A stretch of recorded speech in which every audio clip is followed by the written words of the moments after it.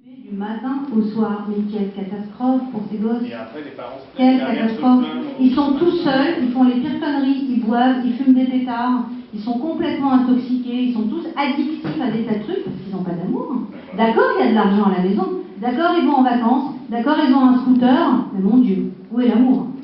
Donc peut-être que si on reprenait chacun nos trucs en disant, écoute, tu travailles, moi aussi, bah, ça serait bien que le mercredi après-midi, par exemple, on bosse pas, une fois c'est toi, une fois c'est moi, le samedi après-midi, on bosse pas, une fois c'est toi, une fois c'est moi, etc. Qu'il y a une répartition, bah, les enfants, ils ressentiraient de l'amour. Parce que l'argent ne fait pas tout dans la société. Hein. L'argent, ça n'a jamais rendu heureux. Jamais. Sinon, ça se saurait. C'est une illusion de croire que l'argent rend heureux. Ce qui rend heureux, c'est la communication dans l'amour. Et ensuite, l'argent, ça aide à se faire des cadeaux, à se faire plaisir, à bien manger, à partir en vacances, etc. Mais quand on s'aime, on peut dormir par terre. En revanche, quand on ne s'aime pas, on peut être dans un lit extraordinaire avec 15 coussins, on n'est pas heureux dans le lit avec la personne avec qui on est couché. Donc je veux dire que moi, j'ai beaucoup d'expérience, je vois des riches et des pauvres en consultation, et ben, ils ne sont pas plus heureux quand ils sont riches. Hein. Vous vous en rendez compte d'aller à Monaco, d'aller voir? Bah, aller partout, dans le monde entier. Oui, mademoiselle. C'est à cause du féminisme, mais aussi avec la guerre, les femmes étaient obligées d'aller travailler. Je pense à un moment, ça remonte. Bien sûr, ça a toujours, il y a beaucoup de raisons. Mais ce qui est important, c'est les raisons, on s'en fiche. Ce qui est important, c'est de revenir à la réalité des choses, revenir au manque d'amour, revenir à regarder ces gosses qui sont livrés à eux-mêmes, regarder ces gens qui sont malheureux. C'est ça qui est important. Le reste, on n'en a rien à faire, franchement. Quelle société, quel machin, à qui la faute, à qui le truc. Ah, ça sert à quoi de juger? À rien. Ce qui sert, c'est de se dire, voilà, moi, qu'est-ce que j'ai envie de faire de ma vie? Moi, j'ai 3 enfants, qu'est-ce que j'ai envie de leur donner à mes enfants? Mais il y a quand même une société qui est là. Parce qu'avant, comme elle disait, avant, la femme restait à la maison. Aujourd'hui, elle reste à la maison. C'est la société qui a fait ça. C'est pas l'individu qui l'a fait. Mais c'est pas parce que la femme, elle n'est pas à la maison que la femme, elle peut être une mauvaise mère. Elle peut être à la maison et être mauvaise. Elle peut être restée à la maison. C'est d'avoir sa mère.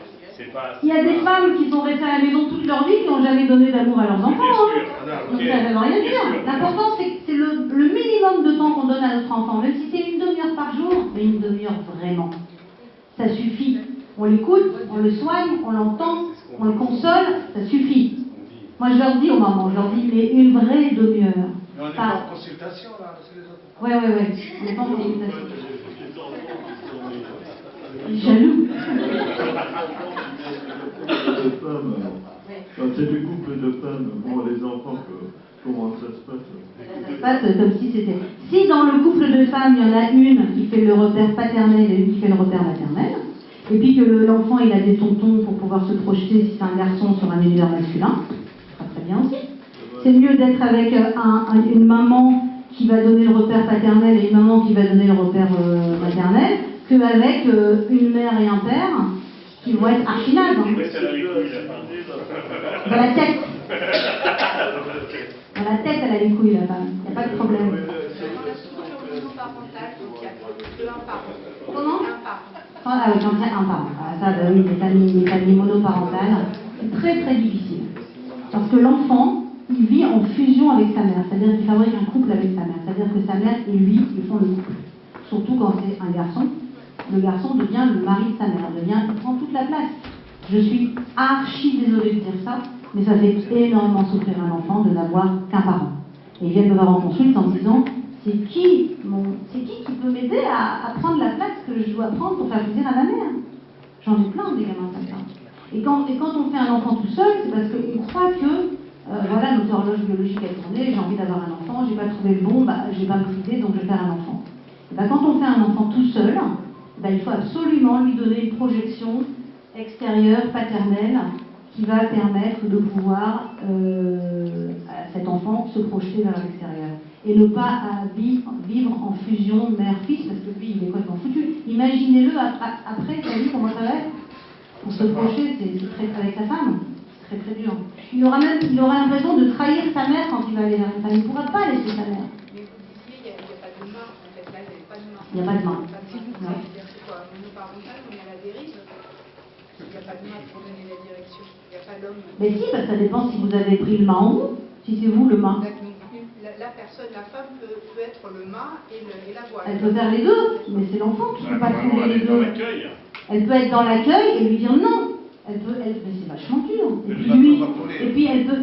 Je veux dire, prenons l'exemple d'une femme qui est super, qui a travaillé sur elle, elle a fait une thérapie, elle vient me voir en thérapie, elle me dit voilà, j'ai un bébé, j'assume, machin. Je lui dis ok, 1, jamais dormir avec votre enfant. 2, ne jamais le prendre dans le bain avec vous. 3, il a sa chambre et vous avez votre chambre. 4, vous sortez à droite à gauche, c'est-à-dire il y a des règles. Pour qu'il puisse se dire je ne suis pas la partie comblante de ma mère. Tout est possible. On est d'accord, mais. À partir du moment où c'est bien fait. Mais pas n'importe comment. Je dis pas que c'est impossible. Bien sûr que c'est possible. Mais pas n'importe comment. Il faut savoir qu'est-ce qui se cache, excusez-moi, qu'est-ce qui se cache derrière chaque action. Derrière une action, il y a toujours une réaction. Derrière une mauvaise action, il y a toujours une mauvaise réaction. Mais derrière une bonne action, il y a une très bonne réaction. Oui. Pouvez-vous nous expliquer encore plus qu'est-ce que c'est le machisme? Le machisme, c'est en fonction de... Moi, je trouve que le machisme, normalement, le machisme, c'est très positif. C'est une main de fer dans un gant de velours. C'est ça, le machisme. Ça veut dire, je suis un homme, mais j'ai la douceur pour te montrer la direction. Je suis un homme, je te protège. Il ne va rien t'arriver, ma chérie d'amour, quand tu es avec moi, parce que celui qui va t'embêter ou te passer un savon, je serai là pour te protéger. Mais ça ne veut pas dire que moi j'ai tous les droits sur toi et le droit de te donner une balle et de te violer et que tu m'es soumise et que j'ai le pouvoir sur toi. C'est pas ça être macho. Être macho, c'est être à la hauteur. Et macho, ça veut dire En italien. Ça veut dire masculin. El macho, il masculino, c'est le macho. Espagnol. Ça, c'est devenu l'italien et l'espagnol. Ok? Italien et espagnol. Et latino. Mais c'est très bien les machos, les vrais machos. Le problème aujourd'hui, c'est qu'on dit n'importe quoi sur n'importe quoi. On appelle un dominateur, comment dire, un dominateur contrôlant, agressif, un macho. C'est pas ça un macho. Macho, qu'est-ce qu'il fait aujourd'hui quand il donne une baffe? Il se retrouve en tôle. Bah j'espère bien. J'espère bien. Non, une baffe à son enfant. Ah, à son enfant, bah, si elle n'est pas méritée, s'il doit se craquer la mâchoire, oui, hein. Ça dépend aussi. Pouvez-vous nous expliquer encore plus la timidité? C'est pas encore clair. Ah ben il faut acheter mon livre. Hein. Tout est écrit dans mon livre. Hein. Oui, monsieur. En résumé, on n'est pas timide par hasard. Tout timide naît au monde avec une raison d'être timide. Et ensuite, il a toute sa vie pour pouvoir faire de sa timidité une force. Car quand je sais pourquoi je suis timide, je sais comment ne plus l'être, ou je sais qu'est-ce que j'ai envie de travailler sur ma timidité. Par exemple, si je suis rouge, moi je suis une grande timide par exemple, ça ne se voit pas. Hein. Ben ouais, mais j'étais super timide avant. Qu'est-ce que vous avez fait alors? Eh ben, j'ai fait une thérapie, je suis devenue psy. Je me suis soignée à travers ça. Je me suis soignée en me disant, bon, tu as plein de choses à dire, tu ne sais pas les dire, tu vas travailler là-dessus, tu as une enfance difficile, etc., comme presque tout le monde sur Terre, eh ben, tu vas devenir toi-même en faisant tes études et ensuite tu vas aider les gens à devenir eux. Ben, aujourd'hui, je suis plus timide parce qu'aujourd'hui, je suis bien dans ma peau. Mais avant, j'avais peur de parler parce que j'avais peur de dire n'importe quoi, j'avais peur de ne pas être comprise, j'avais peur qu'on me prenne en flagrant délit de dire n'importe quoi, je ne savais pas. Aujourd'hui, je sais, donc j'ai plus peur. En classe, en général, les élèves, il y a des élèves timides carrément, ils ne s'affirment pas, ils n'osent pas poser des questions, et répondre à la question, puis d'autres, tac. Eh ben, ceux qui sont tac, c'est qu'ils ne sont pas timides, ils sont bien dans leur peau. Oui, monsieur le Ça Baron. m'a envie de vous poser une question par rapport à votre façon de s'exprimer. Et maintenant, je dirais à l'instant, vous m'avez donné l'idée pour une deuxième, mais je vais commencer par le premier. Vous avez dit que la décision d'avoir seul un enfant, ça poserait des problèmes d'éducation après, difficulté, comment lui dire, pour se trouver en place. Ça demande une grande maîtrise. J'ai pas dit que c'était impossible. Rien n'est impossible sur cette terre. Mais ça demande une grande maîtrise de soi. C'est-à-dire de ne pas se servir de l'enfant pour compenser ses manques. Oui, non, moi je voulais savoir par rapport à mon question, une autre côté qui m'intéresse, parce que je ne sais pas si c'est ici que j'ai entendu aussi, un enfant qui est devenu un homme en l'absence de son père, statistiques, je ne sais pas s'il faut croire aux statistiques, montrent que en général, un grand pourcentage en tout cas, devient artiste.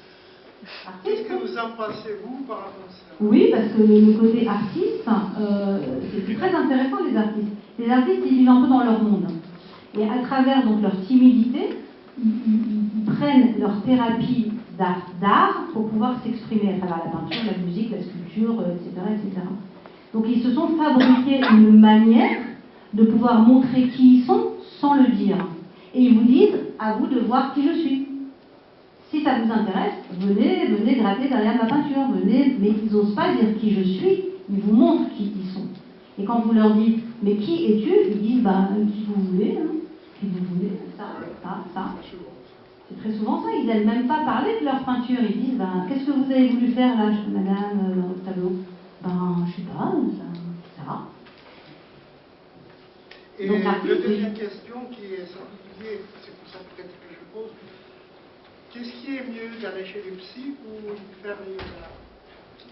Ça n'a rien à voir. Le yoga, c'est apprendre à se centrer.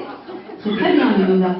C'est apprendre à méditer. Alors, vous savez, quand vous êtes mal dans votre peau, vous pouvez faire tout ce que vous voulez, vous serez toujours mal dans votre peau. Moi, je pense vraiment, sincèrement, et je vous le dis vraiment, le jour où la psychologie sera prise en charge par les allocations familiales, par la sécurité sociale, que ce sera une obligation pour chacun d'aller voir 3 fois un psy dans sa vie, mais vous verrez dans la rue, les gens iront dire, mais moi je vois les gens qui se font soigner et ceux qui ne se font pas soigner, ça se voit, vous avez qu'à regarder le métro, dans le métro on voit les gens qui sont en thérapie.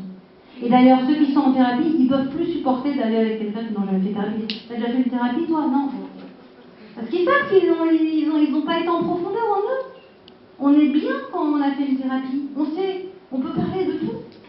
On n'a pas peur, on a été au fond de soi et on peut dire, voilà, j'étais comme ça, ma mère m'a violée quand j'étais petit, mon père machin m'a abusé, j'avais ci, j'avais ça. Ah ouais. Et bien maintenant, regarde qui je suis devenue, regarde maintenant ce que j'ai fait. Alors que ceux qui ont été violés, abusés, fracassés, tapés, et qui marchent dans la rue en disant pourvu que ça se voit pas, on voit que ça, non? Ça se voit. Donc quand on fait une thérapie, voilà, c'est un budget qui est peut-être lourd, j'en sais rien, ça dépend des psys, c'est un budget remboursé ou pas, on s'en fiche, c'est un budget qui est essentiel. Et c'est pour ça que moi j'écris des livres, parce que pour les gens qui n'ont pas les moyens, un livre ça coûte 18 €, hein, c'est pas beaucoup. Dans mes livres il y a 20 séances de face à face avec moi. Ici vous avez 2 livres qui sont essentiels. Moi je vous conseille à tous ici de les acheter, ce sont des livres fondamentaux. Valérie Josselin du magazine Actuel m'a appelé hier pour me féliciter et me dire que mes livres étaient d'utilité publique. On m'avait jamais fait un si beau compliment. Pour moi c'était merveilleux.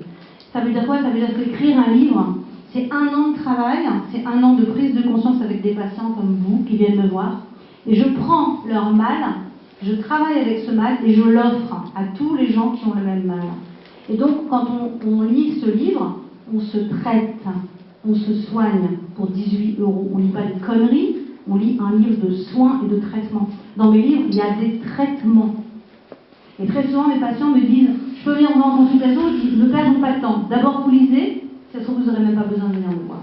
Et ils m'appellent en me disant, vous savez quoi? Vous allez régler tous mes problèmes que je ne vous ai jamais rencontrés. C'est pas la peine, moi j'ai pas envie de rencontrer des gens qui peuvent se soigner avec mes bouquins. Moi j'ai envie de rencontrer des gens qui ne peuvent pas se soigner avec mes bouquins. Ou mes bouquins, il y a un truc où j'ai pas parlé d'un truc très grave. Ils me disent, j'ai regardé, ça, il n'y a pas. Eh ben venez, ça m'intéresse. S'il n'y a pas, ok, venez. Voilà. Sinon, il y a dans les bouquins, allez vous faire soigner avec mes bouquins. Vous perdrez moins de temps, vous lirez à votre rythme, vous allez sur internet, vous avez ma newsletter, vous restez en communication avec moi. Je fais tous les mois, 1 fois par mois, des free hugs, c'est-à-dire des câlins gratuits. C'est-à-dire que j'aime les gens, universellement, je suis gentille avec tout le monde, en 5 langues. J'ai des patients qui consultent par Skype dans le monde entier. Et mon travail, c'est de rendre les gens heureux. C'est tout ce qui m'intéresse sur Terre. Parce qu'on n'est pas sur Terre pour être malheureux. Si on est sur Terre pour être malheureux, c'est qu'on n'a rien compris ce qu'on foutait sur Terre. D'accord? On est des gagnants. N'oubliez pas qu'on est issus, tous ici, de spermatozoïdes gagnants. Mais qu'est-ce que vous en foutez d'être des gagnants? C'est ça les gagnants, c'est ça les têtes de gagnants, mon Dieu. Ah, c'est une blague. Oui. Vous avez dit tout à l'heure qu'il fallait se responsabiliser, que 3 rendez-vous chez le psy c'était largement suffisant, et que largement suffisant pour comprendre qui on est,